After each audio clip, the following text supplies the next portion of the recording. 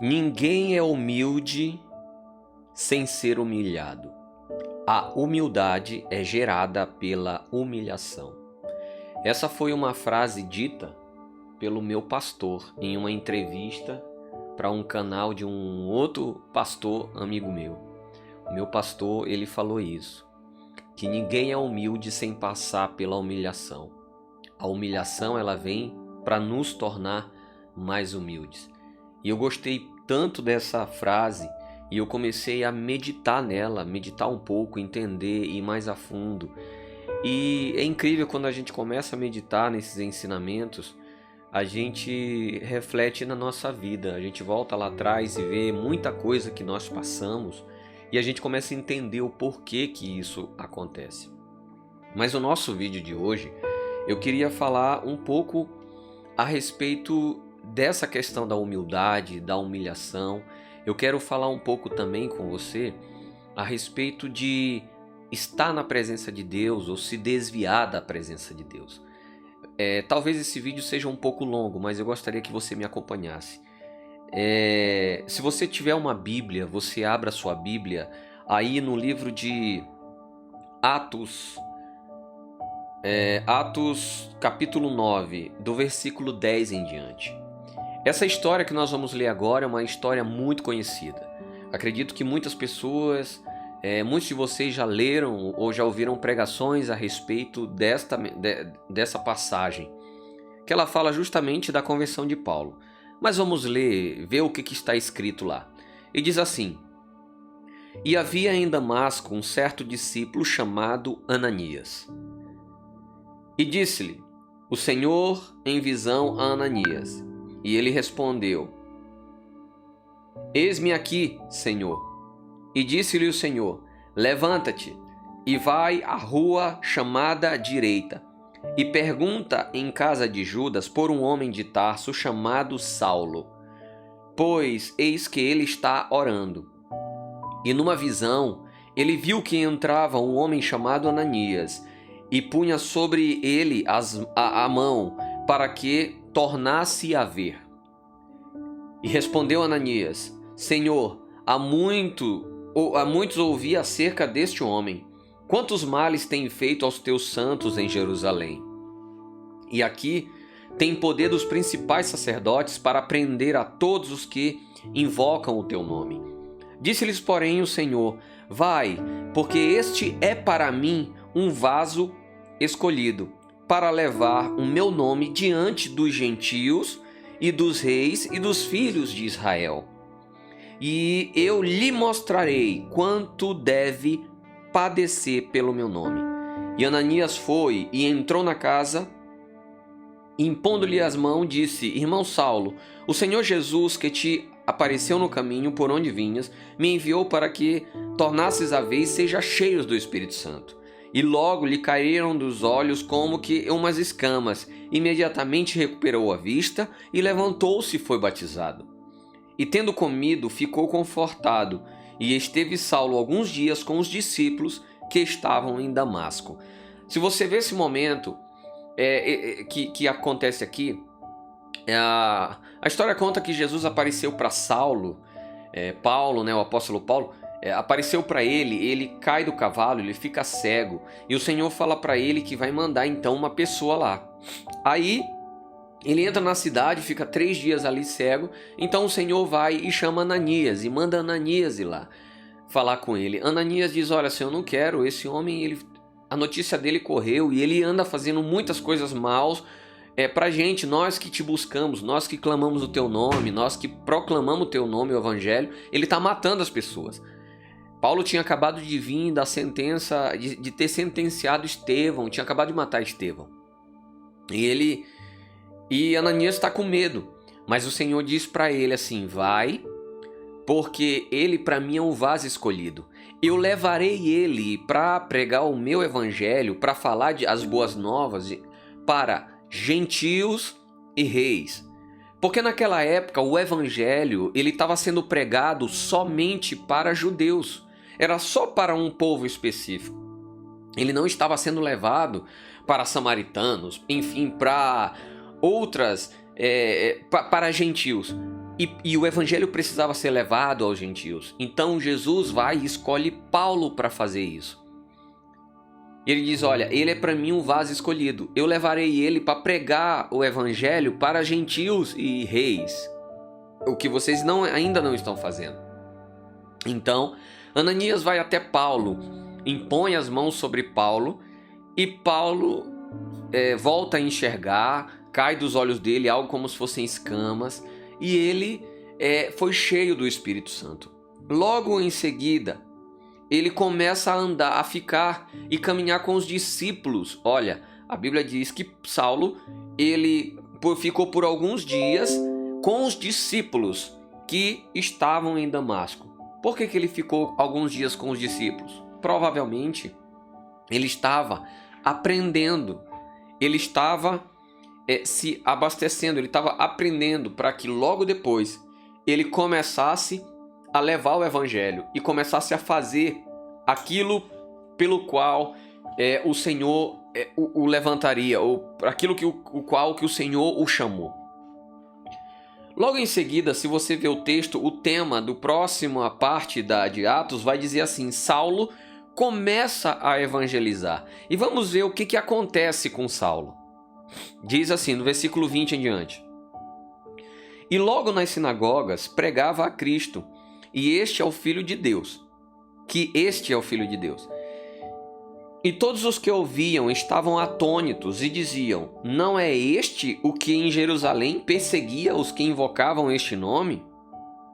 E para isso veio aqui, para os levar preso aos principais sacerdotes? Ou seja, todas as pessoas ali começaram a falar assim: peraí, mas esse não é Saulo? Que ele estava perseguindo as pessoas que estavam pregando o evangelho lá em Jerusalém?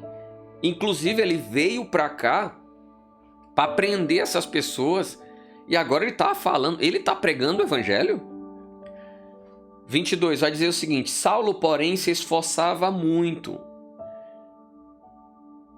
Paulo, porém, se esforçava muito mais e confundia os judeus que habitavam em Damasco, provando que aquele era o Cristo.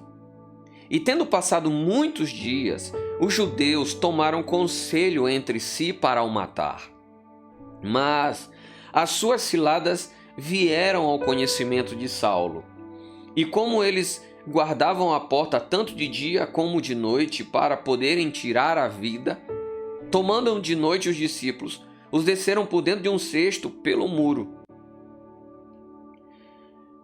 Olha só, Paulo, ele aceitou Jesus. Paulo começa aí Paulo vai para os discípulos, começa a aprender, a aprender. Logo depois, Paulo começa a colocar em prática aquilo que aprendeu. Ele começa a falar de Jesus para as pessoas. Nisso que ele começa a falar com Jesus para as pessoas ficam confusas. E logo depois, os judeus começam a tramar a sua morte. E aí Saulo então é salvo, né, por um grupo de crentes, eu diria assim. Um grupo de crentes vai lá e salva Saulo, né, orquestrando ali uma fuga. O versículo 26, o tema ele já começa assim: Barnabé fica ao lado de Saulo. E quando Saulo chegou a Jerusalém, procurava juntar-se aos discípulos, mas todos o temiam, não crendo que fosse um discípulo. O que eu vejo aqui? Paulo, ele tenta a qualquer custo se chegar à igreja. Paulo viu Jesus, Paulo se converteu, Paulo aprendeu, Paulo começa a fazer a obra, e desde o momento que ele começou a fazer a obra, começa um período de humilhação em todos os lugares.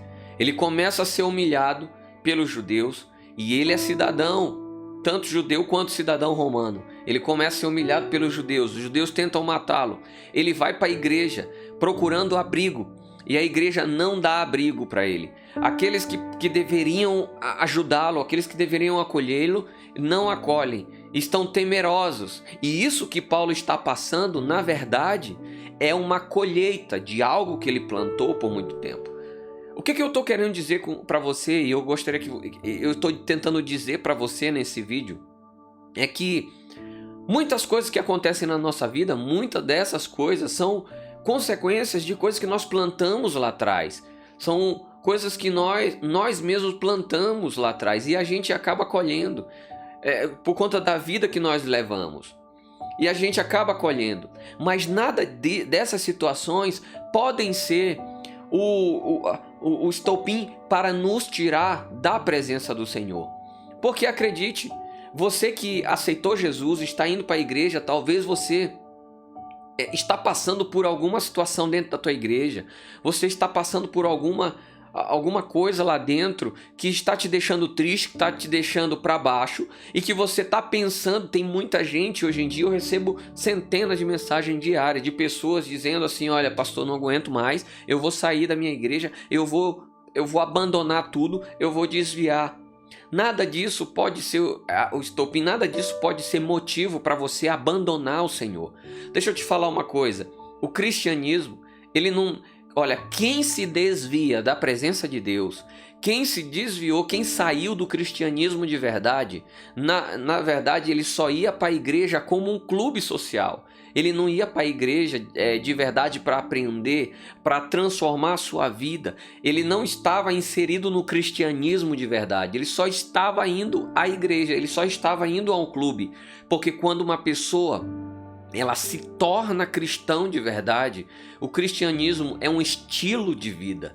É diferente de você estar somente seguindo ou visitando a um clube.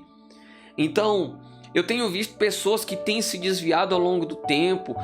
Porque... E aí, pergunta, por que você desviou? Eu saí da igreja, eu me desviei porque o pastor é isso. Me desviei porque lá tinha um obreiro que fazia isso. Eu me desviei porque a igreja estava fazendo coisa errada. Deixa eu te falar uma coisa. Você nunca vai encontrar pessoas que são 100% corretas.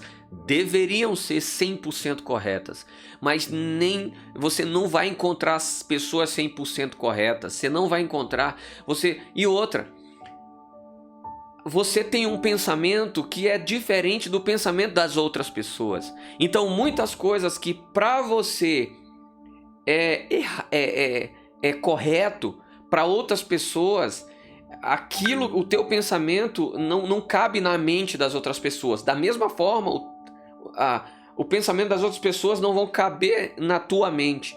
Então sempre vai haver essa questão da discordância entre um pensamento e o outro. Mas nada disso deve ser um motivo para você se afastar daquele único que é perfeito, que é o Senhor. Quem se afastou da presença de Deus, quem desviou dos caminhos do Senhor, quem desviou do cristianismo, acredite, o único culpado de se desviar da presença do Senhor não foi pastor, não foi não foi igreja, não foi a pessoa, não foi o líder, não foi ninguém. A única pessoa culpada foi você mesmo. Você sempre esteve indo à igreja somente como um clube social e não verdadeiramente como sendo algo, como um estilo de vida. Esse é o problema, querido, e eu estou te falando com propriedade, porque eu sei do que eu estou falando. Eu fui para a igreja um tempo e eu me desviei da presença do Senhor. E eu costumo dizer que eu só me desviei da presença do Senhor porque eu não o conheci de verdade. Aí passei 10 anos longe, me tornei a pior pessoa do planeta e culpava a igreja por conta disso. Eu dizia, eles vão pagar pela minha vida. Se eu for para o inferno, a culpa é deles e não sei o que e tal. E eu vivia falando isso. Aí passou 10 anos, aí um dia eu fui visitar uma igreja contra a vontade e a convite de um amigo, e lá Jesus me pegou, só que naquele dia eu tive um encontro com o Senhor. Daquele dia em diante eu entendi que a minha salvação depende de mim unicamente. Eu entendi que melhorar depende de mim. Eu entendi que quando Deus me deu um livre-arbítrio para que eu escolha aquilo que eu quero para a minha vida, é uma autoridade que Ele me deu e depende de mim. Os caminhos que eu tomo, o passo que eu dou, sou eu que faço, não é Ele. Ele nos convida, nós é que temos que tomar nossa posição em segui-los. Não olhando nem para um homem, nem para o lado e nem para o outro, mas olhando para Cristo. Deixa eu te falar uma coisa. Às vezes a gente vai para a igreja, a gente fica olhando as pessoas, porque isso, porque aquilo, e aí olhando os erros. Querido, elas terão com Deus, elas serão cobradas pelo Senhor pelo que elas estão fazendo, mas você também será cobrado pelo Senhor pelo que você faz. Tá? No final, você vai prestar conta unicamente das coisas que você fez, não das coisas que eles fizeram. Então veja bem, se você é uma pessoa que esteve pensando em sair da presença do Senhor, algum momento se desviou, ou você que está assistindo esse vídeo hoje, você saiu desses caminhos, eu quero dizer para você, volte. Não é a igreja que vai te salvar. Não, a igreja é apenas um lugar onde todos nós estamos com o mesmo objetivo. Nós somos tão errados e nós somos tão podres e nós somos tão medíocres que a gente está todo mundo num lugar sentado para tentar aprender um pouco a como chegar cada vez mais perto do Senhor. E lá é o local onde nós estamos sentados para aprender isso, tá? Então, se você é uma pessoa que esteve distante dos caminhos do Senhor, se você esteve prejudicado ou magoado com a igreja, deixa eu te falar, não é a igreja que vai te salvar, mas quem vai te salvar é Cristo. Então você precisa voltar para a presença do Senhor. Amém? Querido, se esse vídeo fez sentido para você, eu quero te pedir uma coisa. Aliás, uma não, quero te pedir 3 coisas. A primeira, eu quero que você deixe o seu like.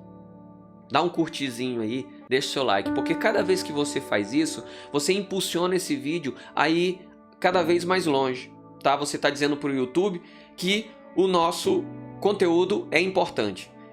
A segunda coisa que eu quero te pedir, se você ainda não é inscrito no nosso canal, se inscreva. Se inscreva no nosso canal. Queremos chegar a 100 mil inscritos até o final do ano e eu preciso da tua ajuda agora, tá bom? A terceira coisa que eu quero te pedir é que você compartilhe esse vídeo para os teus amigos. Tu sabe que alguém está precisando ouvir isso, compartilhe com ele, tá? E eu quero te pedir mais uma quarta. Eram 3, mas eu lembrei de uma quarta. Eu quero que você compartilhe. Eu quero que você tenha aí um sininho aí do lado, ou melhor, tem um sino. Eu quero que você clique nesse sino e ative todas as notificações, porque o YouTube ele anda nos sabotando, ele não está avisando todas as pessoas quando a gente sobe um vídeo para o nosso canal, tá bom? Então, olha só, deixa eu te falar uma coisa, você gostaria de aprender sobre algum tema em específico? Gostaria de comentar sobre algum tema? Escreve aqui embaixo nos comentários qual tema você gostaria de ouvir nos nossos vídeos. Comenta aí embaixo que a gente vai começar a responder, vai atender esses pedidos dos nossos ouvintes, tá bom? Beijo no teu coração e até o próximo vídeo.